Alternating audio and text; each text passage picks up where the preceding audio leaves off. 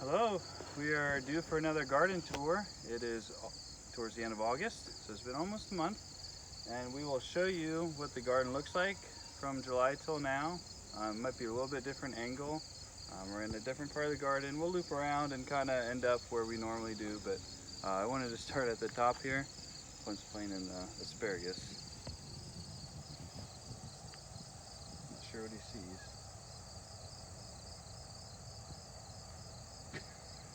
Anyways, so here's our small hoop house. We usually start at the bottom, but today we'll start at the top. You can see the celery a little bit better that we have. It's harvested pretty thin right now, so we're letting that regrow. But we have our next planting on this row. So that planting there, we won't harvest the outer leaves. We'll probably do a one-cut harvest, and that'll be in the fall, winter. So that'll be kind of our late harvest for markets in December. Those two beds are green beans that we're harvesting, and those are looking really nice. And yeah, after the beans we harvest, we'll be putting lettuce in there in the next month. So here's, just to make use of this odd space, we put some rhubarb. And that's a tomatillo plant. Yeah, that's a tomatillo plant. That's not setting fruit for some reason. It might need two plants to cross-pollinate, I don't know. Here's our asparagus, which is going crazy. This is only we planted it last year. You can see how many, there's like 30, 40 stalks coming out of every crown now, which is good. That means it's putting a lot of energy is going back down into the crown to store for next year. So we harvested a little bit this year, but we are careful not to over harvest because we didn't know how it would turn out. But next year we should be able to harvest kind of non-stop, which will be nice. We might have some to offer. So yeah, some of these are, like that one there is probably 7-8 feet tall. And I thought it would be a little more sparse in here, so we actually planted some herbs, some parsley and cilantro. And the parsley's doing fine, but it's kind of hard to find it in spots because it's so bushy. So this is a different variety. This is a purple asparagus. So it's not quite as bushy, but they still do have a lot of crowns, some of them. So yeah, those are looking really nice. And that section there, the only thing we do every year is just put down wood chips on top. So at the end of the year, we'll cut them back, put a couple inches of wood chips, and that'll be it for the year. Here's our propagation house. We usually don't show this, but you see all of our onions that are curing. We have more onions we had more than what fit in here, so we have some on our front porch. But these are looking really nice. And we have some on the other half where we have some beds that we grow crops in. We have turmeric, ginger, and then we have beets interplanted. So the beets will come out in a couple weeks, and that'll give the ginger and turmeric a little extra room to grow. They have another month or two of growing till we'll harvest them.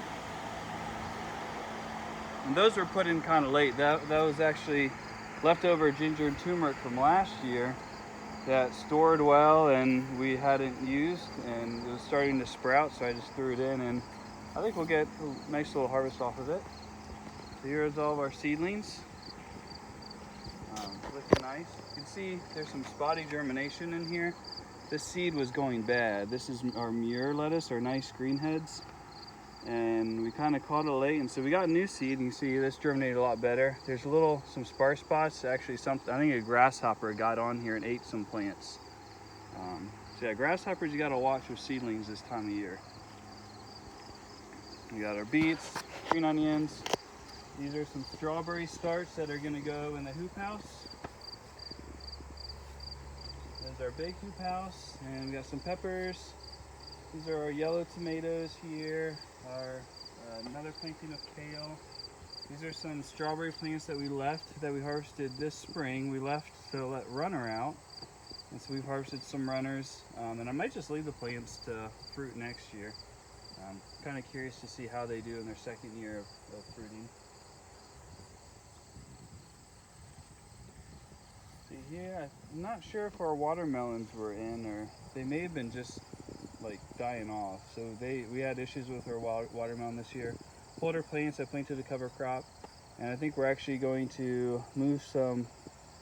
This is a waterway that kind of fills in alongside the hoop house, and I think I need to kind of dig it out a little bit again to let the water drain better. I think that was part of our issue with the watermelons. I think it got too saturated and stayed wet. Here's our pumpkins. So we'll actually be going through here shortly and harvesting what's ready. Because you gotta watch for squash vine borers, and they don't just bore into the vines. A lot of times they'll find the fruit and they'll bore into the fruit. So yeah, I kind of yesterday scouted a little bit, and I was finding some pumpkins that were not good. They look good, but just one little spot where the borer will bore in will ruin the whole pumpkin. So, and here's our sweet potatoes. See, it's really a nice carpet now, and you can see the mounds are starting to get bigger, which means the potatoes are filling out. So here I don't know if you can tell, but there's a nice dome here. So there's nice potatoes under there. Oh, maybe I can. There's a potato. See there? So yeah, they're looking good. Walk along our hedgerow.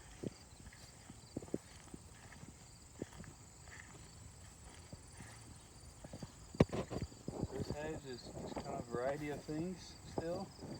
So we have some strawberries at the bottom that I planted last year, and that were really healthy. They're early glow, and they fruited pretty well, but the plants just stayed healthy all year.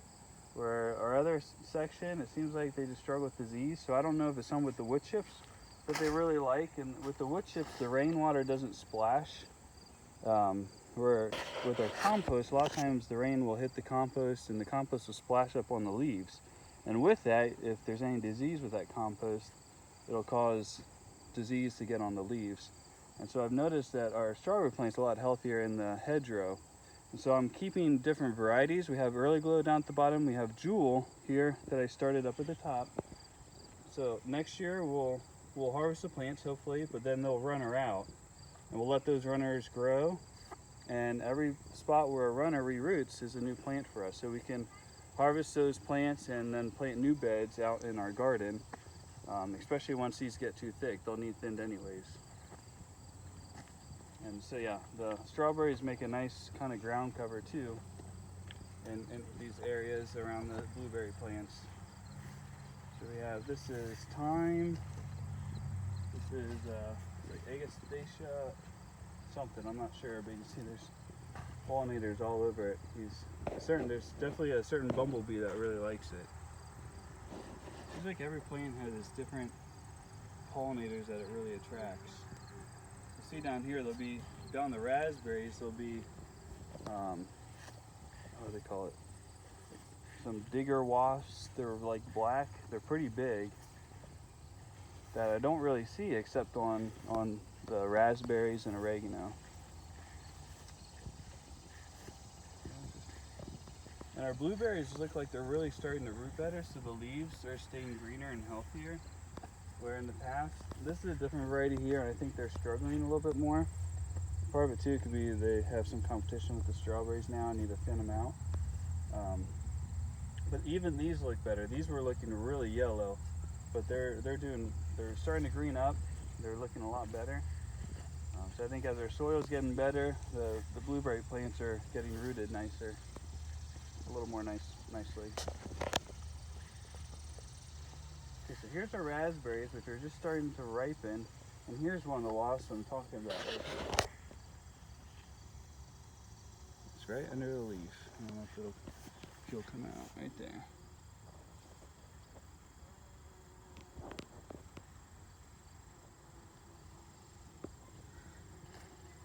There it is. Didn't like that. But yeah, they're all over. See them all over flying. So it's kind of neat to see all these native pollinators that we wouldn't see if we didn't have these hedgerows. These hedgerows are really providing habitat, and every year it seems like there's new species that we're finding. So here's some carrots. These will be probably picking in about a month, and just successions of carrots. We have our lettuces under cover here. That's to keep the cucumber beetles off. Because this time of year, once the cucumber plants and squash plants are dying, they like to find new plants to go after and to eat. And lettuce is definitely one. It's a favorite. They'll go right for the heart and start eating. And a lot of times you can't see it until you open up the head. And so we cover them to make sure they can't get in. Here's our last planting of brassica. So we have broccoli and cabbage up at the top. There's kohlrabi down there at the bottom. Here's some cover cropping that we have going. These are where potatoes were and we didn't have anything to put in. So we want to keep something growing, and so our cover crop going here. And these beds were all planted at the same time. You can see this bed here that's closest to the squash is getting pretty far behind now. Seems like every week there's more of a difference. That's because the squash plants, they're pretty aggressive in their root system, and so beds that are 2, 3 beds over, you'll see struggling because of the roots of these squash plants. And so we didn't, there's actually a bed here under this tarp, but we know not to plant anything there just because it's too close with the vining and there's too much competition. But the cover cropping, it'll be stunted, but once the squash plants start dying, the cover crop will come out of it. So we've been having some very heavy rains, and so that cover crop helps too with erosion, keeps the soil and compost there. So here's our strawberries, which are pretty much done with our interplanting. So all this was interplanted at one point. We have some cabbages left. But for the most part, besides that, it's all done interplanting, and so we'll just let it go, and in a couple months we'll have to winterize them, and hopefully next year they'll produce well for us. So here we had melons that we just pulled, and we're now planting our spinach and radishes. So there's spinach and radishes under that netting, and again we are netting these to keep the grasshoppers off because they really like the spinach and the radishes, and so we want to keep them off, especially when they're at the seedling stage, to keep them from eating them, because you'll see they'll eat a whole section in one day. You'll notice a whole section is gone. So here on this top part we have, these are all of our winter carrots under that netting. About half of them, we have more. So 2 beds, and then this planting here is kind of our last planting of carrots for the fall, and then after that will be our winter carrots. And here's our planting of lettuce that we'll be done with in about a week or 2. And our leeks, we have different stages of leeks that we put in. And part of the struggling here is we've had a lot of water, and right in the middle here, this section stays kind of wet. And so it's kind of one area we're trying to work with the broad fork. Every time I put crops in here, I broad fork now to help get better drainage going. So this bed here, that was carrots. Now we're doing succession plantings of lettuce, and we'll loop around and follow where we're pulling. And we got our tomato hoop house here. So we're already doing some interplanting underneath. We got beets underneath. And we have some strawberry plants. So our strawberries for next spring are going to be where these 2 middle beds of tomatoes were. So we're starting to interplant strawberry plants underneath, along with the beets. And these look like I think we'll harvest these tomorrow.